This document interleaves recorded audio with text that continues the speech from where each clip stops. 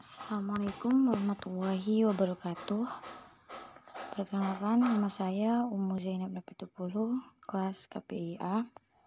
Di sini saya akan membahas tentang media pembelajaran interaktif. Selanjutnya kita akan masuk ke menu. Di menu ini kita akan membahas tentang materi hadis arba'in pertama, yaitu setiap perbuatan tergantung niatnya, yang mencakup dari kompetensi dasar, kompetensi inti, kuis, dan terakhir penutup. Baik, selanjutnya kita akan menekan kompetensi dasar. Di kompetensi dasar ini kita hanya perlu membaca dan memahami hadis pertama, yaitu setiap perbuatan tergantung niatnya.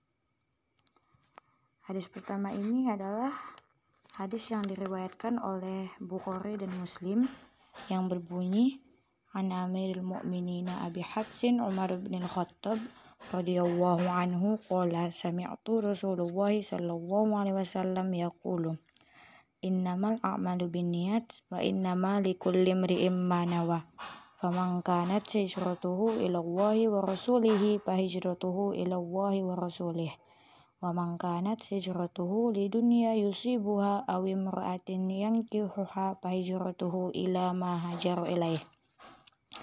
Yang artinya, dari Amirul Mukminin Abu Hafsin Umar bin Khattab radhiyallahu anhu berkata, aku mendengar Rasulullah sallallahu alaihi wasallam bersabda, sesungguhnya segala amal perbuatan itu tergantung pada niatnya, dan sesungguhnya bagi setiap orang tergantung pada apa yang diniatkannya.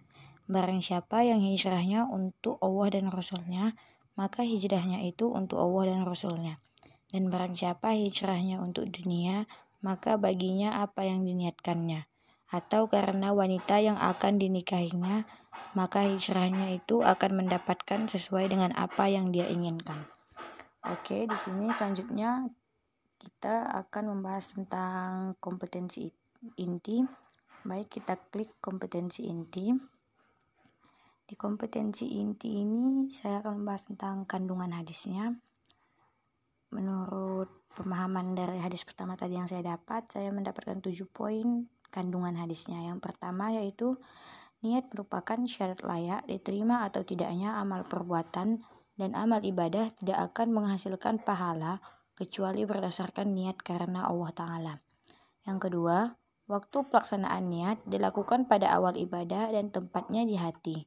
Yang ketiga, ikhlas dan membebaskan niat semata-mata karena Allah Ta'ala dituntut pada semua amal soleh dan ibadah. Yang keempat, seorang mukmin akan diberi ganjaran pahala berdasarkan kadar niatnya. Yang kelima, semua perbuatan yang bermanfaat dan mubah atau boleh jika diiringi niat karena mencari keridhaan Allah, maka dia akan bernilai ibadah. Yang keenam, yang membedakan antara ibadah dan adat atau kebiasaan rutinitas adalah niat. Terakhir, yang ketujuh, hadis di atas menunjukkan bahwa niat merupakan bagian dari iman karena dia merupakan pekerjaan hati, dan iman menurut pemahaman ahli sunnah wal jamaah adalah membenarkan dalam hati, diucapkan dengan lisan, dan diamalkan dengan amal perbuatan. Oke, jadi hadis yang pertama arba'in ini adalah menunjukkan bahwa seorang mukmin yang sadar ketika melakukan ibadah tertentu pasti tercetus dari niat. Atas dasar ini, niat tidak harus dilapaskan, tapi cukup dengan menghadirkan dan menegaskan dalam hati bahwa ibadah yang dilakukan betul-betul demi Allah Subhanahu wa Ta'ala. Dari penggalan hadis ini menunjukkan pula bahwa besarnya pahala yang dapat diperoleh sangat tergantung pada keikhlasan yang mendasari suatu ibadah. Dalam kurangnya, inilah pendapat yang mengatakan, tidaklah Abu Bakar mengalahkan kalian dengan banyaknya amalan yang ia lakukan, tapi karena keikhlasannya ketika beramal. Jadi dapat kita pahami, artinya amalan bisa saja nampak remeh di mata manusia, tapi bernilai tinggi di sisi Allah Subhanahu wa Ta'ala. Sebaliknya pun demikian. Bisa saja menurut manusia amalan tertentu besar, tapi minim pahala akibat niat yang tidak benar. Oke, selanjutnya kita masuk ke kuis. Kuisnya, pertanyaannya, pengarang kitab Matan Hadis Arba'in Nawawi adalah? Jawabannya adalah C. Abu Zakaria Muhyiddin bin Syaraf An-Nawawi Ad-Dimashqi. Oke, selanjutnya terakhir adalah penutup. Terima kasih. Assalamualaikum warahmatullahi wabarakatuh.